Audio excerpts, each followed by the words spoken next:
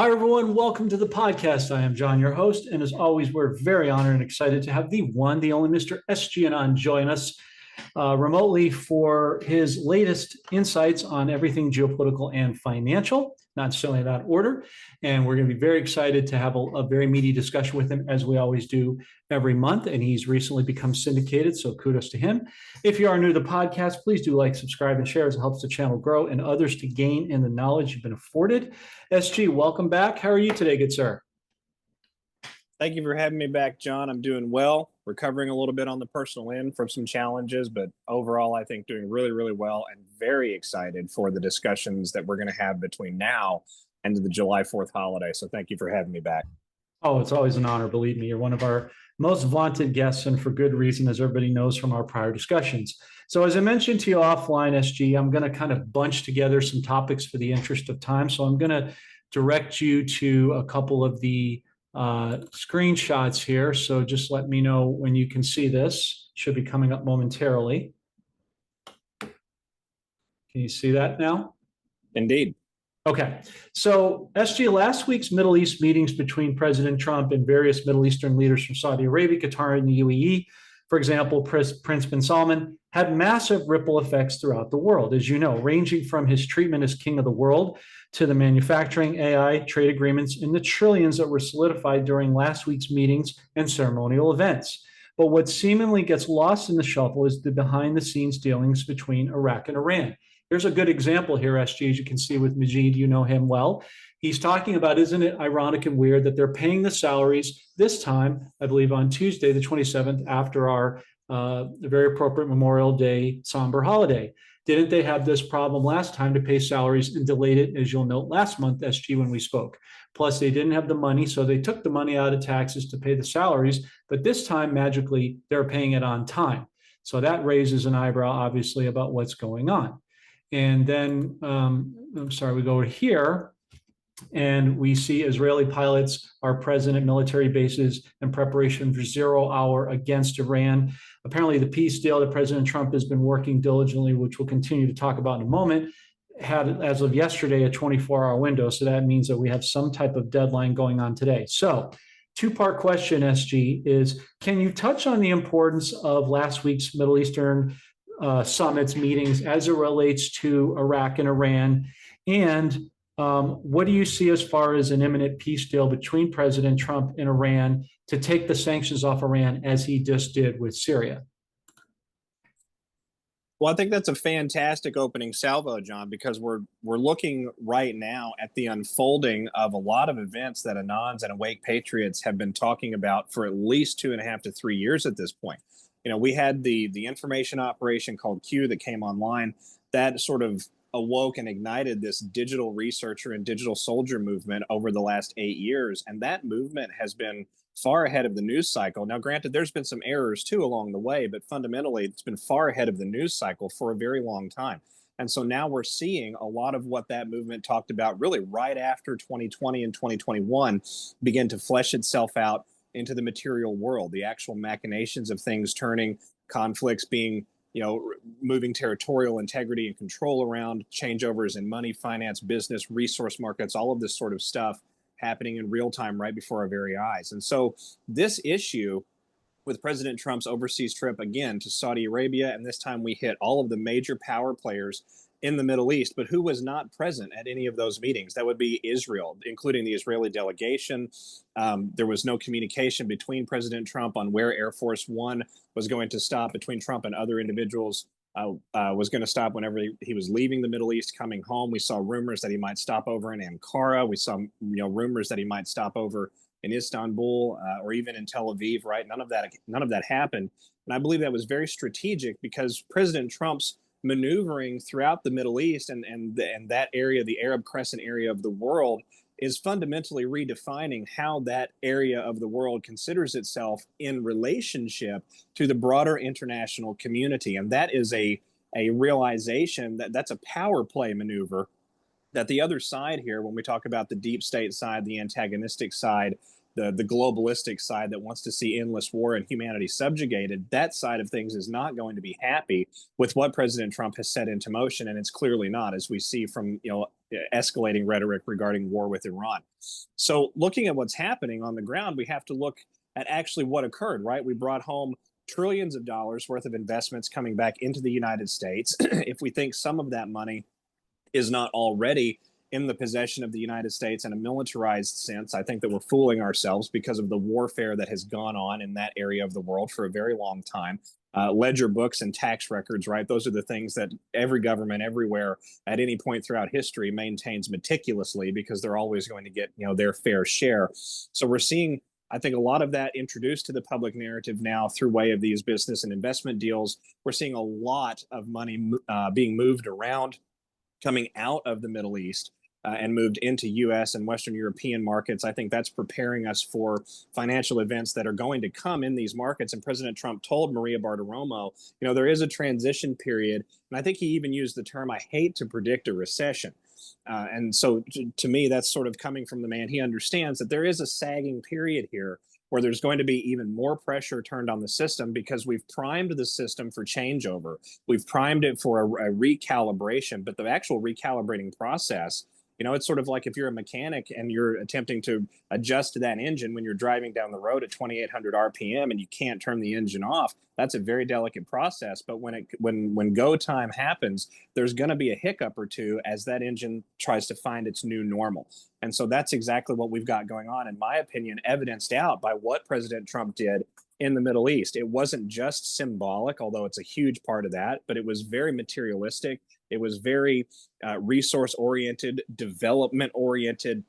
We saw a president who was interested in bringing everyone to that level playing field, right? Coming back to that rhetoric from 2018, we're all going to be on a level playing field. At the same time that these things are happening, John, actually, it was just a few days after President Trump's trip concluded to the Middle East, we see Baghdad establish the Arab Regional Counterterrorism Center. And so for your audience out there, I'm going to ask, what is the main purpose of a counterterrorism operations center in any jurisdiction, whether it's civilian or military? The purpose is to stop terrorism. It seems like an obvious question, right? But how do you do that? Well, the very first thing you have to do is find out who's funding it. And so looking at what's happening in the Middle East right now, we're seeing the setup, in my opinion, of a system, a reorientation and a setup, a build out of a system that is going to allow these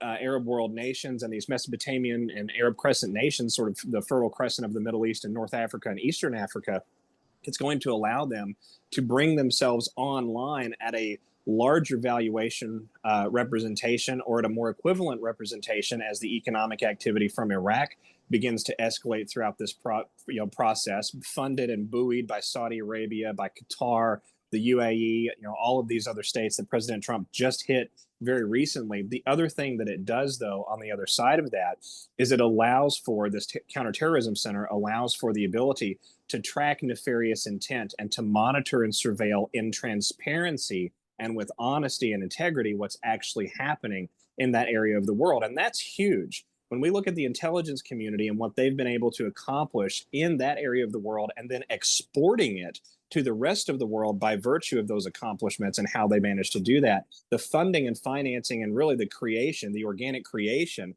of terroristic entities from the Middle East, from Arab-aligned and associated countries and states over the last half century ties back to that intelligence community. So we're putting together a generation, or excuse me, let me rephrase that. We are stopping a generational problem that transcends governments. It transcends cultures in many regards. You've seen a lot of changing of the guard inside of these cultures over the last half century. Now we're seeing the setup and the build out on all levels: financial, business, resource, governmental cooperation, and militarily, in my opinion.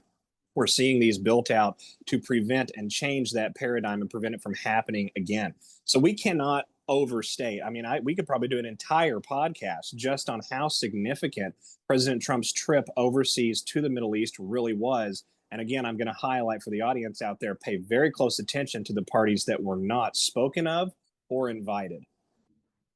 Agreed. And thank you, SG, for elaborating on that. So because we've worked together for a protracted period of time, I think you know where I'm going to be going with this, but it's the inevitable rabbit hole because we're here. I recall several times earlier this year, you've said consistently that the reset, if it didn't happen Q1, you were really confident that it was going to happen Q2. We talked about this in the prior podcast. Now here we are, it's ginning up again. So you see all those things that you articulated with the Middle East. You see what's going on with Iran. We've just talked about that. So another two-part question. With everything building to a precipitous boil where we are on the pot, if you will, how soon before you think we're going to be hearing some type of discussions about the Iraq dinar, possibly the rial/toman, depending on where you are in the world, right, in country versus out of country, with said sanctions being removed? And then I would like to direct your attention, before you answer the second question, to my next excerpt for you. This is Andrew Tate, we all know well, a very alpha figure, and he's likely going to be primed for the pump to be the potential new prime minister in England one day as he's running, and I know many Brits would support that.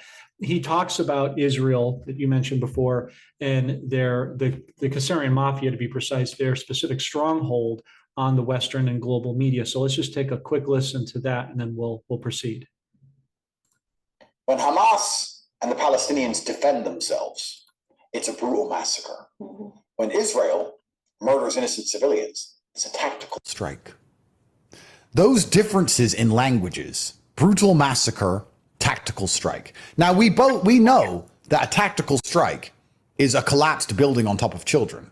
We know that there is missing limbs and dead women, children, and men. We know how brutal it is because we can now see the video. If X wasn't a free platform, we wouldn't even see the videos. So if you just read tactical strike, you imagine, they picked the one bad guy out of the group and it was tactical and they sniped him. But it's not that, is it? It's collapsing buildings on top of innocent civilians. But when Hamas defend themselves, even if they're killing other soldiers, which is the basic prerequisite of war, it's a brutal massacre. So when you're listening to what the media say, it's not only what they're saying, because sometimes they're unfortunately forced to tell some version of the truth. Then what they do is they say it in a particular way and they lie by omission. And by omitting certain parts of the story, they can tell the truth while also lying. Okay. When Hamas and the Palestinians defend themselves, stop that real quick. Sorry. It's a brutal massacre. When Israel. Okay, so sorry about that. So getting back to that. So the part one is, when do you imagine the currency resets will start really hitting front of scenes? And the second part, on the backs of what he just shared, President Trump is sort of in, optically speaking, at an impasse, because here he is making peace deals with the Middle East that you mentioned. He's working to prevent the war between Russia and Ukraine, which we kind of believe he's already done. But again, this is for optics. I know he was upset that Israel is trying to jump the gun with destroying the nuclear power sites. This is now the fourth optical attack, and per Kim Clement, nothing, something. And so it's kind of like the boy will cry wolf. So the second question would be, when do you see the grave Israeli mistake with respect to the Iranian power plants being actually hit? Well, honestly, John, I think, and not to be repetitive out there for the audience, but I think my answer to those questions is going to dovetail both of the questions together, and because they're mutually inclusive of the answers. So when we look at what's happening with the revaluation of world markets, it's obviously going to come in many ways to those third world, what we would consider third world nations over here in the Western world first, primarily because they are the smaller economies. It's easier to catalog what we're dealing with. It's easier to move through that paperwork, if you will, at the international level. It's no different than if you were doing a merger of a small business into a large business versus merging two extremely large corporations together into one massive behemoth. You're going to have much more to turn and do in that latter example than in the former. And the same is true, I think, of what's happening in the Arab world and a lot of other places around the planet as well, but especially in the Arab world, because we have to restore Iraq. Iraq is a 1,000-plus-year-old culture. Really, it's 2,000-plus years old when we look at the cohesiveness of it. What happened there over the last 25 years is in and of itself a war crime that, again, we could spend an entire podcast on from all angles. It wasn't just Bush. It wasn't just the guy over there in England. I forget his name. It escapes me right now. Tony something or other. Tony Blair. Tony Blair, right. It wasn't just these individuals, but it was other individuals, other intelligence communities, other self-interested parties when, inside the Middle East Crescent, all of these different things tied together to do to Iraq what happened there.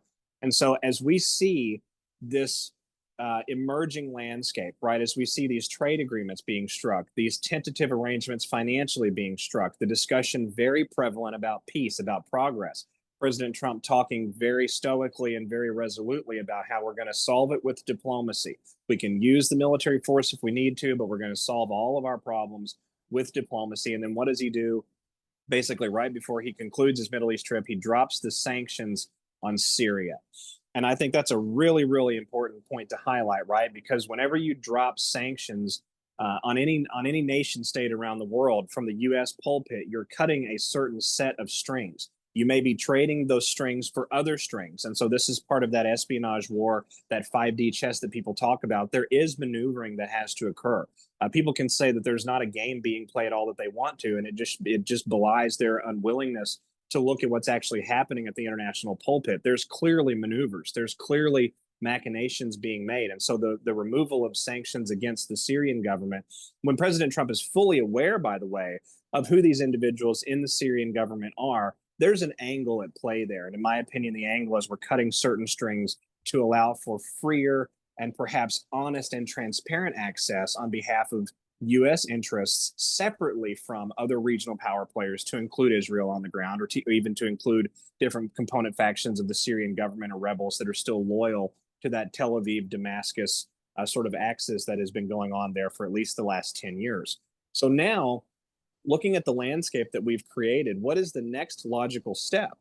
The next logical step is to begin removing the ability to finance the illicit activities, but that's present in Baghdad. It's also present inside the BRICS bloc. We've seen that discussed at a couple of their meetings over the last 8 to 9 months.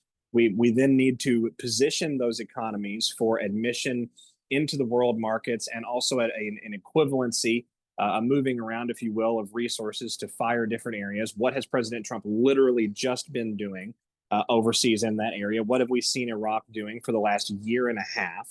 It's all towards the same goal, right? So eventually there has to be a readmission and a recalibration of the international scales, and that cannot happen without Iran. And Iran is an interesting sort of pinky finger on all of this, because Iran, Moscow, North Korea, and China are very, very interlinked with one another, and they're actually interlinked in a dual fashion. You have Russian deep state assets that are interlinked deeply with Iranian deep state assets in Tehran and elsewhere. You have North Korean and Chinese deep state assets, though I believe them to be much less now, because we've seen Premier Kim and Premier Xi inside those respective countries really conducting what amounts to high-level purges of their advisors and different levels of the orbit and the chain of command in those nation states. But fundamentally, you've got that side of the coin as it pertains to Iran and these other power players. And you also have the patriotic side. You have Putin and individuals from Putin's government in contact with patriotic, what you would consider culturally interested forces inside Iran.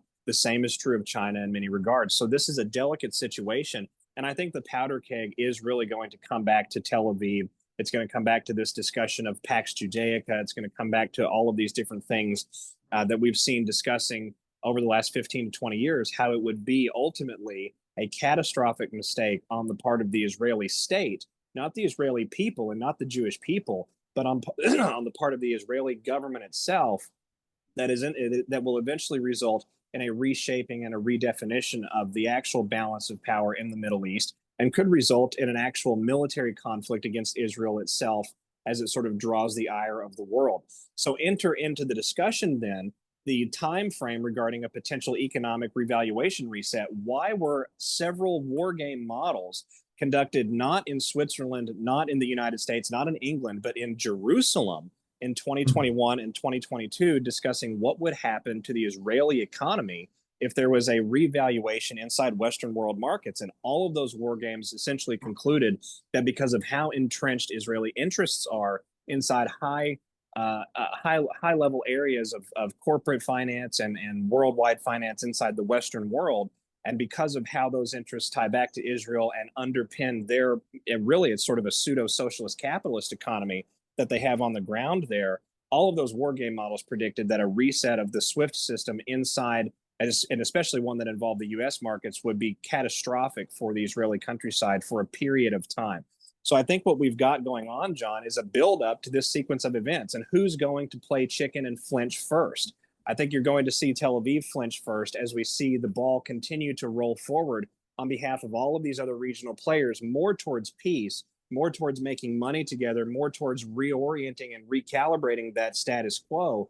But doing so is, of course, going to push a couple of different regional power players, not just Israel, but Egypt also, up against the glass in a big way. And I think that's going to result in a poorly timed mistake. So in a way, the answer to your question is one sort of begets the other, right? As one comes along, I think you're going to see the other moving right into position, sort of neck and neck towards that finish line. And I believe on the other side of it, what we're going to have is a massive amount of international outcry and public favoritism towards pursuing and de-escalating peace, and also revaluing the worldwide finance markets after a severe, what I consider to be a warfare mistake that's going to come either on behalf of Israel or in a coalition format with Israel involved. Yeah, absolutely. That's great, SG. Thank you as always for the deep dive on that. And just to support you on a couple of touch points here, I was making some notes as you were sharing. You'll note that Ivanka Trump said that by June, we're going to see major upgrades and the world will look radically different. So that seems to be a calm within a calm. You have Iraq that wants to join the WTO, but there's no way they're going to do that unless they're getting ready to come back on the international stage. There'd be no point to it otherwise. You had 46 delegates last week from Iraq going to DC. At the same time, the discussion was taking place in the Middle East. So you had a crisscross. You had PM Barzani in DC talking about economic reforms. What would that mean? That's all hinting at a reset, to your point. And then I wanted to also get your, before we move on, I wanted to get your thoughts on this, SG. You mentioned rightly that there's a lot of places President Trump didn't go on his trip, right?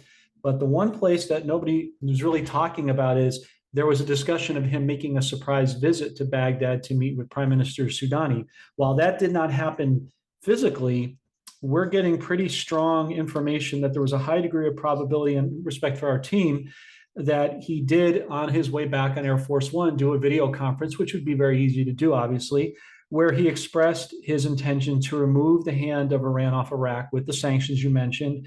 And by proxy, he suggested that Iraq should start making preparations to return to the international stage very soon. It seems a bit coincidental with all the meetings going back and forth between the US and officials in DC. What are your thoughts on that? Well, I think my thoughts on that, and not to be a little bit, redundant for the audience out there, but my thoughts on that are going to be that what is the likelihood? Let me answer your question with a question. What is the likelihood that President Trump is going to meet with Crown Prince bin Salman of Saudi Arabia, the Emir of Qatar, the Emir of the UAE, all of these major power players? There were rumors that members of Trump's orbit and delegation were involved in sort of extraneous conversations with Iran during this time. So I think we have to say, what is the likelihood that Iraq was never even mentioned in the entirety of these meetings? I think the likelihood is zero, because everyone in that area of the world is acutely aware of what the U.S. military war machine did to Iraq, which is a centerpiece of the Arab culture over the last 20 years, beginning about 22 years ago, and then moving forward for nearly a 10-year period, I think, by the time we got that conflict actually declared resolute and started pulling forces out. So the fact that we have, accounts emerging that suggest that there were, associations between at least President Trump's members, members of his delegation, perhaps even Trump himself, directly with the Iraqi government. Then just a few days later, we have the actions coming out of Baghdad that we have had. It was just actually, I think it was 2 days or 3 days after President Trump left the Middle East that Prime Minister al-Sudani hosted the premiere of Somalia, which has one of the world's largest undeveloped gold reserves. And why did we strike Somalia on February the 2nd of 2025, right? We struck the area of Somalia near Somaliland where many of these untapped gold reserves are. So one has to ask, what were we trying to eliminate in that area? The public-facing narrative was ISIS, and I'm sure that that's probably in part true, right? Everybody wants a hand of the gold pie. Everybody wants a hand of the monetary pie when we talk about, warlords for hire and terrorist groups for hire that are just out there going to serve the highest bidder.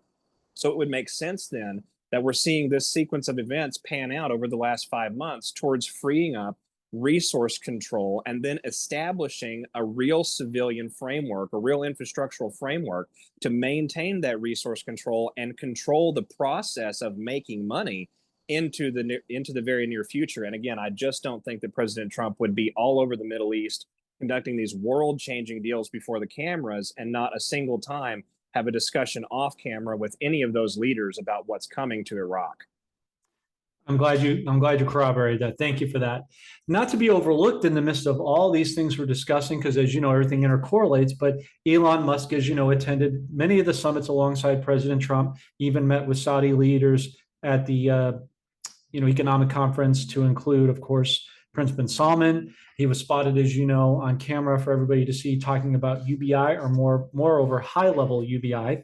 Was this the unofficial code for Nasara Jassara as an announcement to the world to start the 120-day clock? As you'll note, as of May 20th was the official 120th day that President Trump has retained leadership in office. Or is it President Trump's discussion about a sovereign wealth fund, or are those just markers to him coming out and making some type of formal announcement? Well, it's interesting.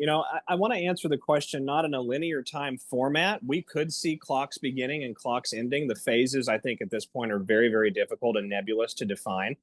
But fundamentally, I think that when we talk about these concepts, high-level UBI being achievable with the amount of wealth that the collective productivity of humanity produces year after year after year, control of AI, the development of tech space, the sovereign wealth fund, the quote unquote national endowment here in the United States of America, 150 some odd $1 trillion, I believe.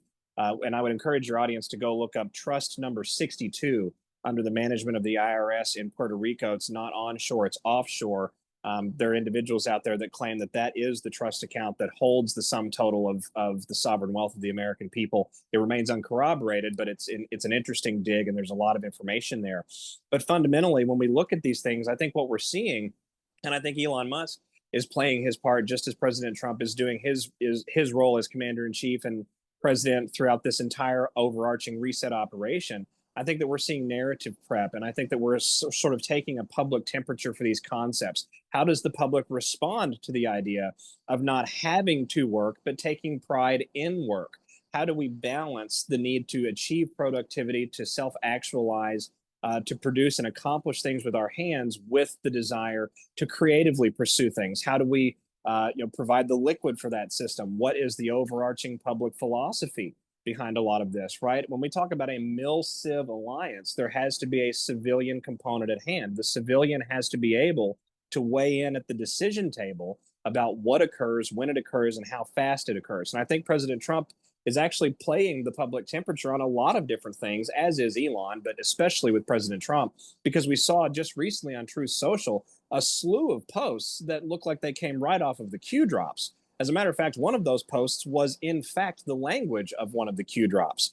So, and when we consider that, one of these posts tied back to the allegation of it coming back to Obama and inviting the public to weigh in on the idea of televised military tribunals, I think that we're moving clearly in a preparatory direction where some of these overt events are going to have to happen in the public space. How they happen, how rapidly they happen, what becomes of that, I think, is partially predestined based on operational planning, but it's also affected in many ways by where the population, especially in the United States, is at any given point throughout this journey. And I think we're seeing that population very prepared for a normalization, really, of not just cultural relations, but transactional and monetary relations with other nation states and with ourselves internally.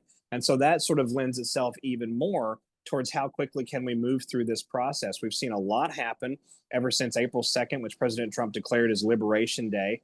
If we look forward from April 2nd, you have May, June, July 2nd is 90 days. So basically July 4th is essentially a 90-day holiday out from that particular point, right? So we see things like done in 90, done in 30, coming from the Q drops. I don't want to overly conclude and start assigning meaning where it may not be. But fundamentally, I don't think that we can say this process is going to take 3 or 4 years when we have stood on the accelerator to the point that it's through the floor of the car now, just in the last 3 to 4 months. Yeah, no, there's no stopping it now. And I don't think the world could sustain another 3 or 4 years, honestly. The economics are going to have to be the driver in large part to make many other things happen, as you know. So Judy Shelton is making headlines, SG, once again. She's kind of a whack-a-mole. She comes in and out of the framework. She's making stronger and bolder proclamations about removing the Fed as well as returning to the gold standard. Interestingly enough, Senator Mike Lee of Utah has been beating the drum for the exact same agendas. Now that this is picking up steam amongst various congressional constituents within DC, do you agree that she will be the new Fed chair under Treasury control? And if so, when do you see us returning to the gold standard and thereby removing the Fed optically? Well, as far as Miss Shelton, she would be, I think, a phenomenal candidate for that pick. I don't want to predict that without having more corroborative information on it. I will say this: it would not surprise me, based on some of the rhetoric and based on how she has positioned herself from a narrative understanding and from a public perception understanding over the last recent months and years. As far as absorption of the Fed into the Treasury, I think that is, again, that's something else that happens throughout this process and is likely going to take us a year or two, perhaps even 3 in this Trump presidency to accomplish that. But I want to highlight for your audience out there that by no means does that mean that everything else has to wait until we see that absorption. I would go so far as to say that the absorption can't happen until we refire the system. We have to re-inject liquidity into the entity itself before we can have a fair absorption where a ledger book and a balance book actually zeros with one another. And that's the only way that you can merge these types of entities. In corporate world, they call it to the penny, right? You have to merge everything to the penny from every department. Everyone submits their spreadsheets, their invoices, their proposals. They go back years, they submit all their projections, right? So these types of things are happening and have been happening for a while now at that international and nation state level, tying back to the Fed, the Bank of International Settlements, and in many cases, the Office of Military Commissions in respective localities, whatever that's called for your viewers out there if they're located overseas. Over here in the United States, it's called the OMS, the Office of Military Settlements. So looking at what's happening with the Fed and the Treasury, and again, I hate to be repetitive, but as we look at what's happening with that and around the rest of the world, what is the most likely timeline here? I think the most likely timeline is any time in the next 6 to 12 months, we start seeing momentum really picking up on that discussion. And in that period of time, we have to have a bit of a revaluation of some sort, whether it is a soft revaluation with a large rise in wages relative to the cost of living, whether it's a hardcore revaluation where we see the dollar revalue on Forex exchanges and we see a hiccup event inside Western markets, which cause us to recalibrate that way. It could happen a number of different ways. But as that begins to happen, the natural and logical progression of that is, how do we control the animal that we've just unleashed? How do we manage this new liquidity, this new booming system? Well, we can't do it with the underpinned, bankrupt, and in many cases already partially absorbed Federal Reserve entity anyway. We have to end the Fed, bring it into the Treasury. And so we've seen legislation, I think, tabled in committee, but it's never been thrown out to do exactly that. And it could be reintroduced at any time. So I'm looking at this landscape, John. I'm sort of playing the long game with how some of the institutional changes may occur. We may see a 18-month to 36-month period before those public changes happen. But the driving forces that necessitate those changes to begin with, I believe we're sort of seeing underway even right now. And it's likely to get much more intense as we go through 2025, especially towards Q4 and into 2026, because we have this great American fair beginning very, very soon. Yeah, I'm glad you mentioned. I was about to say we have it coming up this next week, and that's not going to get financed with magic beans. And it's also noteworthy, SG, to mention that Judy Shelton was sort of in the first term with President Trump, he sort of test floated her out to the Congress just to kind of see what kind of reception she would get. And it was almost, split 50-50. And that was in his first term. So I think now, with this administration and especially the midterms coming up, to your point, as we clean house there, she's going to get unopposed support to do that. So I'm in line with you there.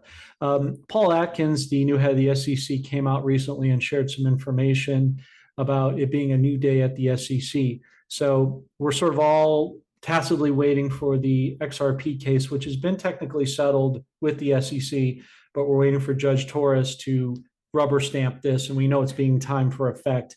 Are you hearing anything on your end about when we might see that start to take shape? Well, as far as the XRP thing, I think that the timing, like you said, it's all being orchestrated purposefully. And when we say orchestrated, we're not necessarily saying that someone with a gun is standing behind someone else saying, press the button at this particular time, right? You're seeing a lot of opportunities being given. You're seeing a lot of windows created where people are encouraged, incentivized in many cases to do the right thing. And you do have some at high levels of government and at high levels of bureaucracy that have been interdicted by either civilian or military law enforcement of some sort. But those are for very significant, case by case criminality situations. The broader picture here is that the orchestration is occurring that is encouraging people to move in that direction, and the timing is sort of solving itself as God, I think, would intend. That's the beauty of our incredible world and the Holy Spirit that binds all of us together. It has an intelligence and an intuitiveness of its own. And so when we look at what happened recently with the creation of stablecoin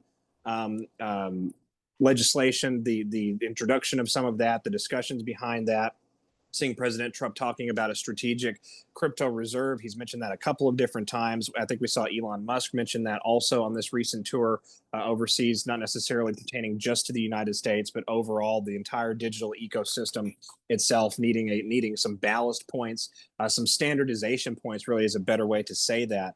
I think that fundamentally the XRP case happening domestically in the United States, which as you cited is pretty much over, but we're waiting for some of the administrative hurdles so that we can then begin actually moving on that particular case. I think that all of it is tying together. I think that we're going to see XRP go up quite a bit actually this year and not stop going up. I think that we're going to see a pretty continual climb with XRP over the next 24 to 36 months at least, because we're reorienting decades and decades and decades of wrongful valuation. We're also refiring the system with all this foreign money coming back. It's not just the tariffs. It's not just the investments. We've got reclamations that have occurred. We have payments that have been seized. We have accounts that have been seized from different international entities like the Bank of International Settlements, for example. So a lot of that's being doled back out basically to the proper recipients and the proper creditors who put that money into the system to begin with. And fundamentally, XRP is one of only a handful of examples I can think of that is mentioned explicitly by not just good actors, but by bad actors as being an important intersection point. So this would be an area of warfare that if you were a patriotic alliance, you would want control of that particular hill. That's a fortification that we need to have control of because it has strategic, tangible, and real value. And a lot of the work has already been done. And I can't stress that enough. A lot of the work done by our what we would call our opponents, those that are not on the side of mankind, done to try and move us into an era of perpetual slavery. A lot of that infrastructure, a lot of that legwork has been co-opted and repurposed and is now being utilized in the other direction. And I think XRP and much of the crypto space falls under that overarching umbrella of sort of a lens of how to look at those things. Another area that falls under those, in my opinion, is the happenings coming from the International Monetary Fund. We saw a number of loans underwritten again for these BRICS nations and for BRICS adjacent nations. Recently, a loan for Venezuela approved coming from the International Monetary Fund. And we know that Venezuela and Caracas have a very, very tight relationship with Moscow and with President Putin. And it's very interesting when you go back and you look at the Red Folder Club. Nicolas Maduro is actually an individual who had one of the red folders in 2020 and early 2021. So there's more going on there. We know that there's an intense infiltration of the intelligence community and of the Western world financial co-ops that happened there in South America. Venezuela was one of the ground zeros for that. Very large reserves of oil, very large reserves of rare earth minerals, significant reserves of natural gas. They've got some rubber trees there, although not as many as over in Africa, but fundamentally a very resource-rich nation involved in this. So I know I'm getting a little off track, but I'm going to come back and bring it all back here in just a second for your audience. When we look at how all of this comes together and the timing of it all, that IMF loan for Venezuela was only within the last few weeks. When we look at what's happening in the Caribbean with the Coast Guard seizing just in the last 6 months, over $2 billion of illicit drugs coming out of South America and Central America headed for the U.S. mainland. Well, who is the largest drug dealer in the entirety of the Western Hemisphere? It's the CIA. It's the intelligence community. It's those contractual entities that contract with the intelligence community that think themselves diplomatically immune because they're sort of persona non grata in an advantageous sense, right? All of this tying back to the pacing of things here in the Western world and here in U.S. markets, because America by virtue of what we created in the post-World War II world and the post-World War II landscape in the last half of the 20th century, America is essentially the linchpin, the fulcrum on which world markets will publicly turn. So looking at this, John, I hate to put time frames on it, but I would say that anytime within the next 6 to 12 months, we see significant movement in many of these spaces, and with the crypto space itself, as along with other precious metal spaces, commodity spaces, what we would call tangible real assets. I'm looking at a 5-year rally on this end, at least from a projection sense towards 2030, because again, we're reorienting decades and decades of misorientation and misrepresentation, and that has to be done in a way that properly and fairly distributes what has been put into the system by the populations of the world. Yeah, I would agree. I would even say 5 years is sort of the long range vision of it. I would say here in the next 3 to 6 months, even SG, we're going to see a massive unwinding of XRP, because you look at the banks in the ETF market, thousands of potentially thousands of institutions are going to be using Ripple to supplant the SWIFT system for QFS. It's the backbone, backed by gold, as everybody who's involved in it knows. And with respect to Moscow, or I should say more precisely Russia and China, they're integrally involved with Iraq and Iran, just taking a step back on your previous discussion, because they have MOUs, memorandums of understanding, with those countries, and they don't play around. When you make those agreements, you better keep your word. It's a binding contractual agreement to them. So they stand to gain quite a bit from the reset with respect to the dinar and dong and many other countries for that matter. Switching gears really quickly, SG, to the geopolitical side to balance out the conversation. Saw an article recently here that there's an optical push to make CRISPR technology DNA acceptable to the public, starting off with the equine animal community. It reminded me a lot of what occurred back in 2004 when companies, for example, in France, started chipping animals under the guise of animal tracking and pet safety for their owners. This seems like a reprise, but now for humans.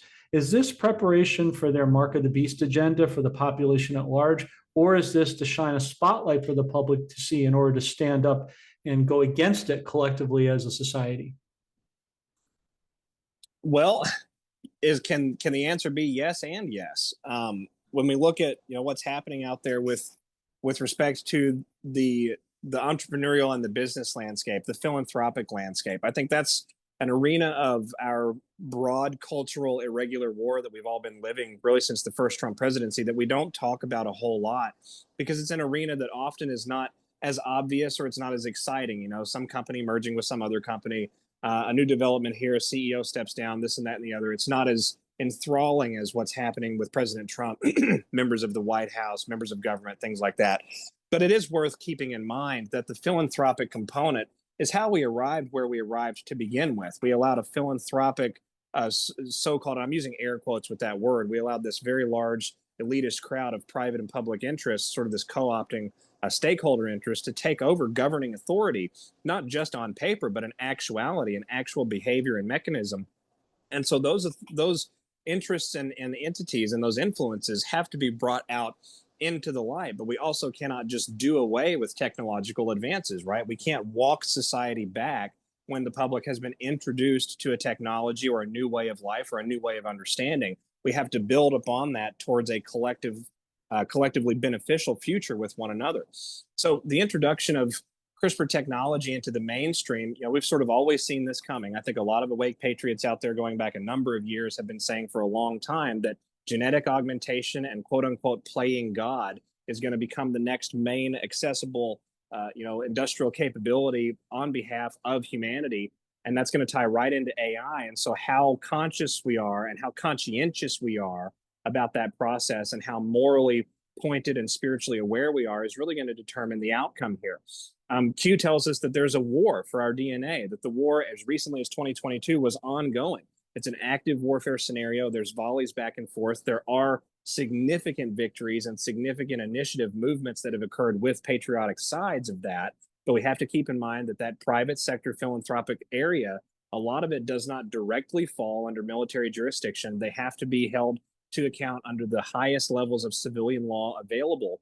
And you cannot begin to do even that until you introduce the public to what's actually happening in the background, what they've actually been up to, what's actually possible here. So a way to do that is exactly what you just described. Just simply show the public what's been done in their name. Show the public what has been developed. Show how it can be used. Let the public make a spiritually adept, morally balanced, and sort of based decision based off of what they have to see and the entirety of the information at hand. And I think there's a great deal of trust being shown with that because, again, we have a mil-civ alliance. And in a military campaign of any kind, whether it's irregular warfare, whether it's conventional warfare, whether it's hybridized low-intensity conflict, I think we have a blend of all three personally. That's just my opinion. But any military campaign anywhere at any point in history relies upon complete and total trust and complete vulnerability with those that you bring into the orbit, those that you allow to be part and parcel with that particular campaign. So we should not, under stress and underestimate, maybe is a better way to say it, how important it is that the civilian side of things be included in this process and be given a real weighted measurement, if you will, a real opinion, a real decision-making stick at the table to continue moving the needle forward in the way that's appropriate. And I think this is just an example of one way we can do that. Yeah, I mean, that's what we're wholly here to do, SG, is to bring awareness to it. As you said, you're right. We can't slow the technology down at this point because as the news is accelerating, as the wealth is accelerating, wealth transfer, so too is the technology that supports it. But what we can do is illuminate a light of awareness on it so that people know what their agenda is. It's not so much under the cloak and dagger of night, and then they can at least take steps to fight and counter against it, to your point. So for a while now, SG, we have discussed when the announcement of the Biden, air quotes, passing away would occur. We recently saw the announcement with the Pope optically passing away, and now that her audio files have been implicating the Biden are coming out and destroying his past paper legacy, the legacy fake news is announcing that he's advanced prostate cancer. What a coincidence. Are we going to see him announced as passing away soon, or are they going to try to play this cat and mouse game in order to clog up the proverbial news cycle? And when might you anticipate that the inevitable announcement will occur? Well, so the last half of that question, it would just be pure speculation on my part, and I want to highlight that for the audience. I don't have inside information on anything like that.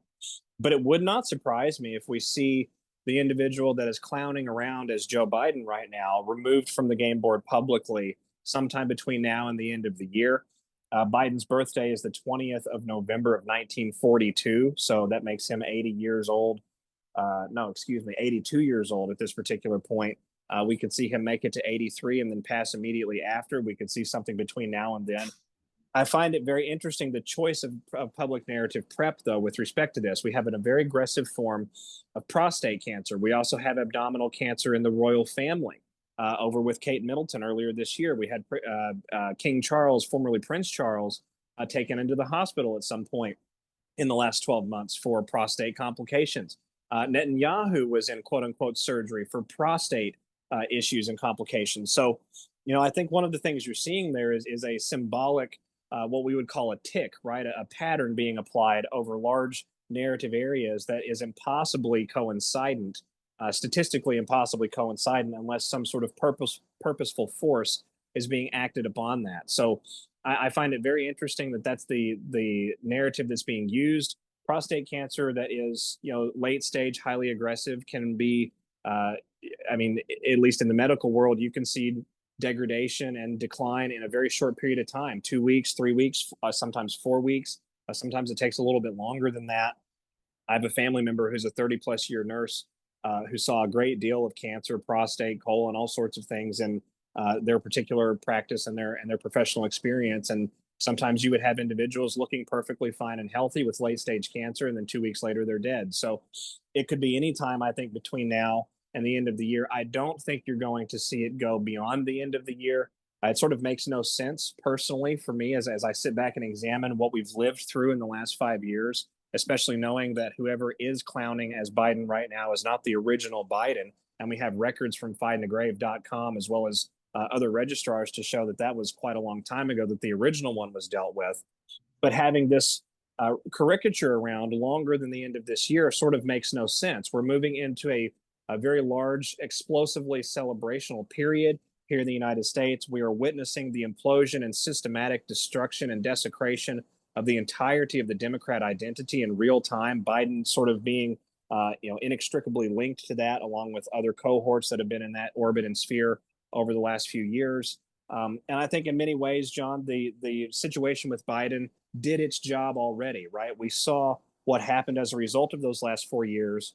It remains the only point along the way, just for the audience out there, that the Black Pillars actually had right. We did have to have 4 years of that. I don't think any of us saw that coming, but it makes a great deal of sense when we look at it, reflecting backwards, just how much was accomplished, why the time frame unfolded in such a longitudinal fashion the way that it did, and what we're set up now moving forward, right? We've spent this whole podcast talking about this complete reorientation of business and resource markets and geopolitical power. None of that would have been possible if we had not had a disastrous clown show at the head of the United States government, at least publicly and optically, over the last 5 years, well, really 4 years' time, just over 4 years' time, going back to early 2021. So I know it's a long answer to the question. It would not surprise me if we see an anniversary of the assassination of John F. Kennedy coming around with, perhaps coinciding with the passing of Biden, November the 22nd of this year. But again, that's not a hard and fast prediction. It's just, I think, a logical prediction when we look at how things have gone so far, what the usefulness of actually having that caricature, hanging around actually is. I think we're outliving our usefulness very rapidly by this point. And I think that's why we've seen the narrative prep being given now to exit him stage left at any particular time, whenever it's most advantageous for the broader mission. Thank you for that, SG. And honestly, candidly, I'm surprised it's taken this long. I thought it would have happened long ago. So clearly, it's being timed, as you said, for effect. But yeah, I think you're for the most part over the target there. But it'll certainly be a surprise thing when they time it for effect once again. Last question for today, SG, to respect your time. We see President Trump is really ramping up his efforts, as you've posted it on your Telegram, and us likewise. His optical post with the Superman with the Q plus, to go really hard, deep at the deep state. While the short-term focus is on Comey and Biden, et cetera, he's really shining a spotlight on Obama, Sortero, that all roads lead back to him, even going so far as to poll his followers on Truth Social and X to see if they want to see military tribunals taking place at Gitmo and Alcatraz, for example.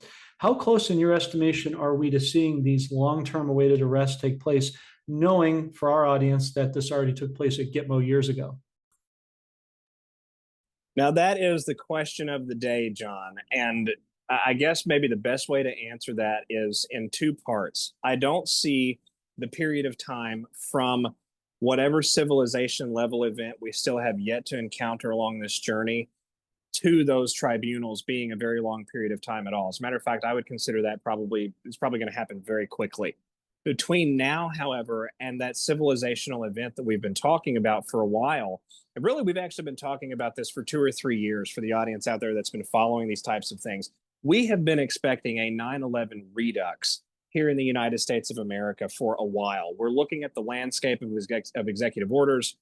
We're looking at all of the emergencies invoked under presidential authority, not just by EO, but from the International Economic Emergency Powers Act, from 47 U.S. Code, Title 50 U.S. Code, all sorts of areas, these unadjudicated and continuous national emergencies. And so we've been, and some of them going all the way back to 2001, by the way. So we've been expecting a redux of that level of an event, that scale of an event for a while.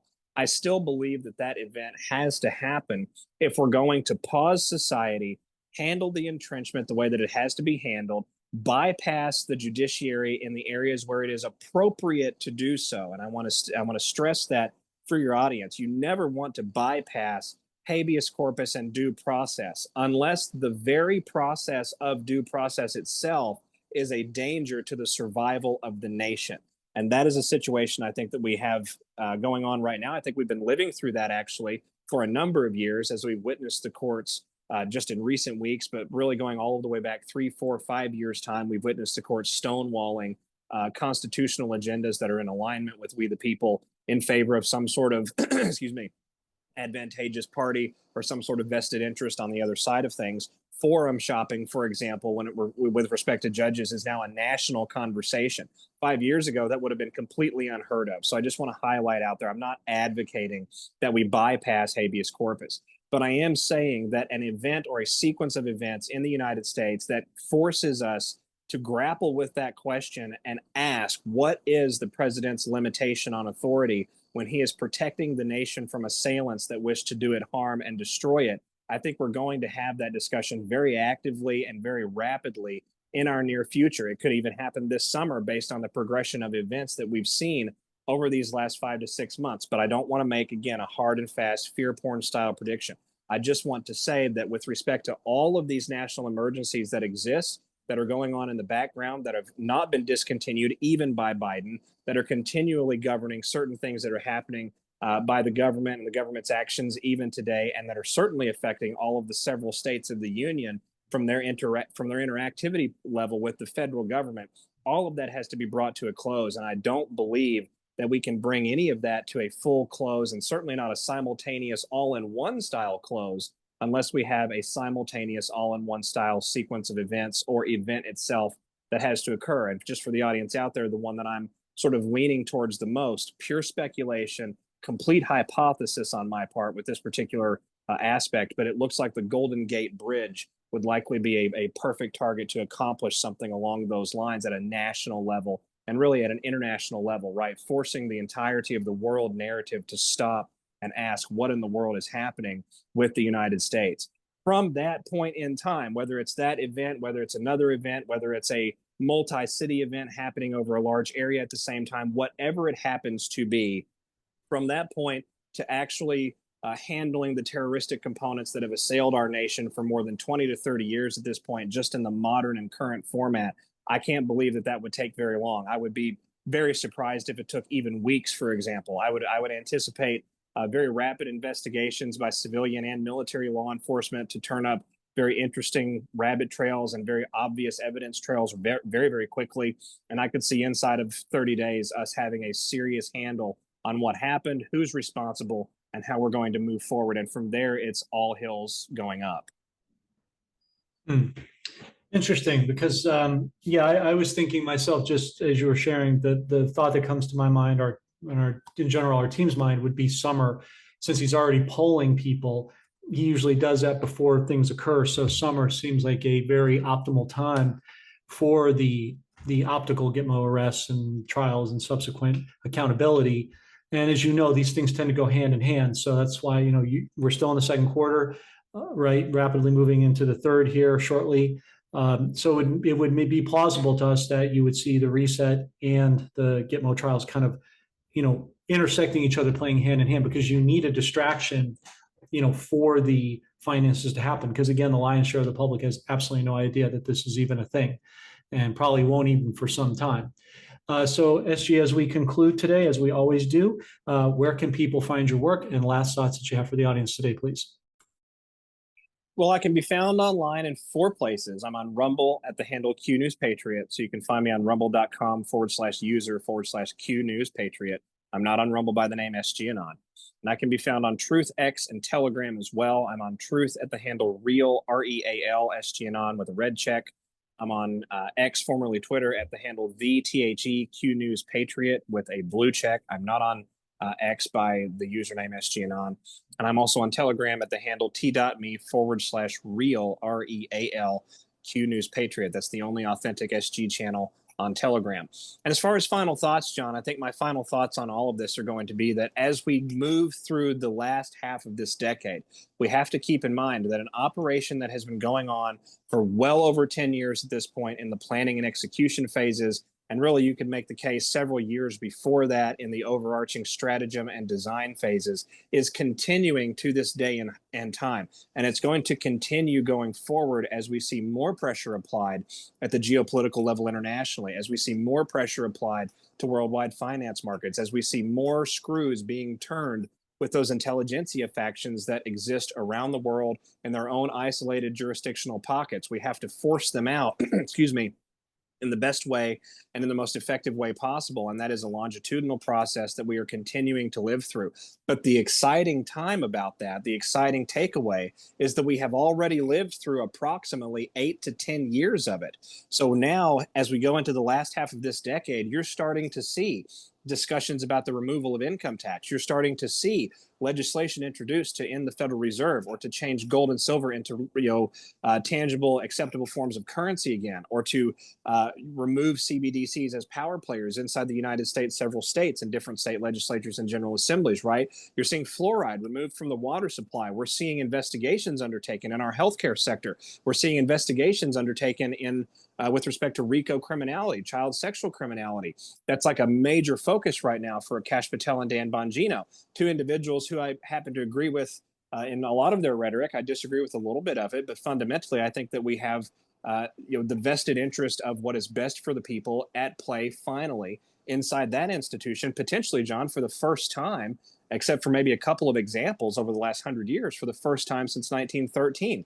So going through this period of time, we are witnessing so many once-in-a-lifetime, history-changing, world-altering events so frequently that it's becoming boring. We're becoming desensitized to how much we really are moving the needle forward. And we have to step back and we have to appreciate that it's a marathon, not a sprint. And we have the initiative, we have control, and we have ultimately the will of God on our side as we recreate the world in what it was always supposed to be, rather than the bastardization version that they created over a long period of time after they got us out of power. We are coming back to power. We're living that process every single day. We're witnessing it every single day. Nothing could be more exciting. And as we go through these next 4 years, and the rest of this year and over these next 4 years, it's going to be extremely enjoyable. I do think that President Trump was right when he said patriots will eventually get exhausted with how much winning we actually have.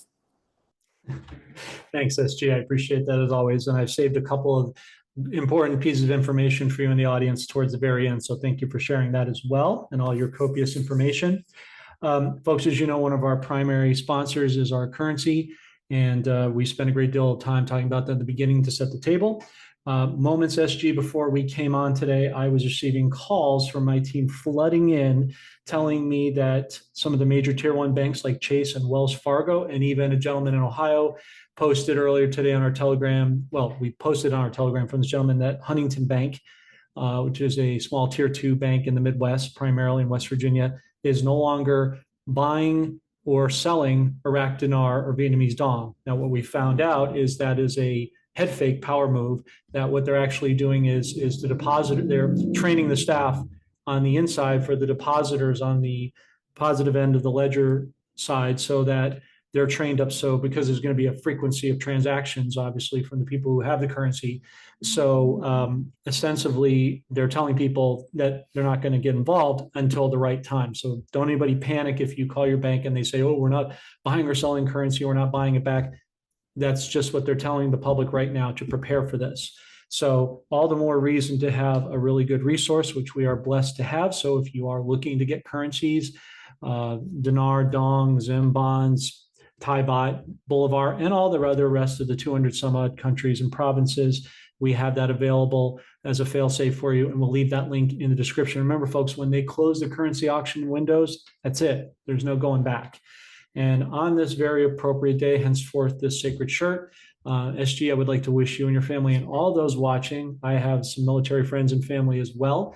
For all the military folks, men and women who have served in the past, are serving, or who will take up arms to serve, we salute you wholeheartedly on this solemn and precious occasion of Memorial Day. First John indicates that greater love hath no man than to lay his life down for another, and that all gave some and some gave all. So let's remember them on this sacred holiday weekend. SG, thank you for joining us as always. We appreciate and honor you, and we pray that you have a blessed weekend as well. And thanks for coming in, and we look forward to seeing you again in the near future. Likewise, John. God bless. Thank you for having me. Likewise.